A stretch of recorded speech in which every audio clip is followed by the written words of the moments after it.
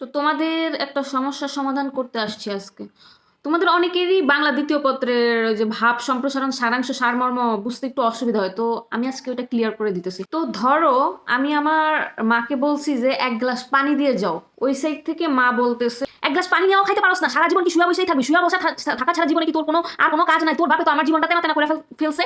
তোরা তো একটু বড় হয়েছিস, তোরা তো আমার একটু দুঃখ বুঝ, তোরাও তোর বাপের সাথে যোগ হয়েছিস। ওই বেটা তো আমার সারাটা জীবন শেষ করে ফেলছে, তোরাও এখন বড় হয়ে আমাকে সাহায্য করার বদলে আমার জীবনটাও তোরা তেনা তেনা করে ফেলতেছিস। তোরা কি একটু একটু কাজেরও হইতে পারোস না? সারাদিন তো শুয়ে বসেই থাকো, সারাদিন ফোনের মধ্যেই ঢুকে থাকো, একটু পানিও মিয়া খাইতে পারোস না কেন? পানি তো ওই জায়গায় রাখা আছে, তুই পানি মিয়া খাইতে পারোস না? তুই আমাকে সারা তোর এত বড় কলিজা, তুই এত বেয়াদ হইছিস কবে থেকে? তুই মিয়া খাবি তো?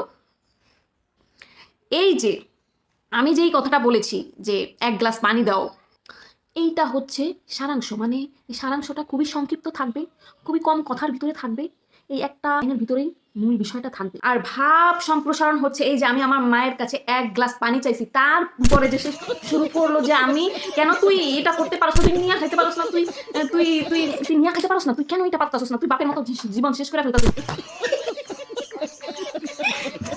ভাই। তারপরে আপনারা বুঝলে বুঝছে, না বুঝলে নাই।